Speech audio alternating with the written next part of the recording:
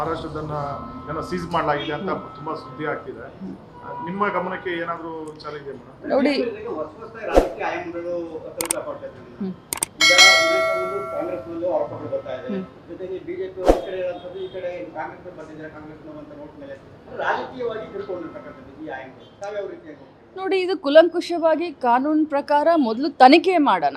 ಬೆಳಗಾವಿಯಲ್ಲಿ ಸಿಕ್ಕಿದೆ, ಮೊದಲು ಗಡಿ ಭಾಗ ಅದು. ಆ ಗಡಿ ಭಾಗ ಯಾರಿಗೆ ಸೇರುತ್ತೆ? ಯಾಕಂದರೆ ಮೂರು ಗಡಿಗಳು ಅಲ್ಲಿ ಚೋರ್ಲಾಘಾಟದಲ್ಲಿ 3 ಗಡಿಗಳು ಸೇರ್ತವೆ. ಒಂದು ಗೋವಾದೊಂದು, ಮಹಾರಾಷ್ಟ್ರದೊಂದು, ಕರ್ನಾಟಕದೊಂದು. ಅದು ನಮ್ಮ ಪೊಲೀಸರು ಅದನ್ನು ಕುಲಂಕುಷವಾಗಿ ತನಿಖೆಯನ್ನು ಮಾಡ್ತಾ ಇದ್ದಾರೆ. ಖಂಡಿತವಾಗ್ಲೂ ಅದು ಯಾರಿಗೆ ಸಂಬಂಧಪಟ್ಟಿದ್ದು, ಇದರಲ್ಲಿ ರಾಜಕಾರಣ ಮಾಡೋಣ, ನಂತರ ಮಾಡೋಣ. 400 crore ಅಂತಂದರೆ ಇದನ್ನು ಕಡಿಮೆ ಅಲ್ಲ.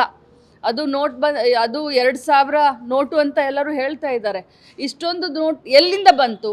ಯಾರ ಕಡೆಯಿಂದ ಬಂತು? ಗುಜರಾತ್ನಿಂದ ಬಂದಿದೆ. ಗುಜರಾತ್ ಯಾರ್ದು? ಯಾರ ಸರ್ಕಾರ ಇದೆ ಅನ್ನೋದು ತಮಗೆ ಗೊತ್ತು. ಸೊ ಗುಜರಾತು, ಮಹಾರಾಷ್ಟ್ರ ದಾಟ್ಕೊಂಡು ಇಲ್ಲಿ ಬಂದಿದೆ.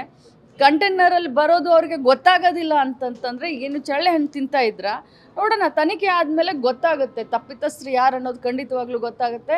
ನಮ್ಮ ಬೆಳಗಾವಿ ಪೊಲೀಸರಾಗಲಿ, ಕರ್ನಾಟಕ ರಾಜ್ಯದ ಪೊಲೀಸರಾಗಲಿ ಇದನ್ನು ಖಂಡಿತವಾಗ್ಲೂ ಇದನ್ನು ಭೇದಿಸ್ತಾರೆ ಅನ್ನೋಂಥ ಮಾತನ್ನು ಹೇಳಲಿಕ್ಕೆ ಬಯಸ್ತೀನಿ.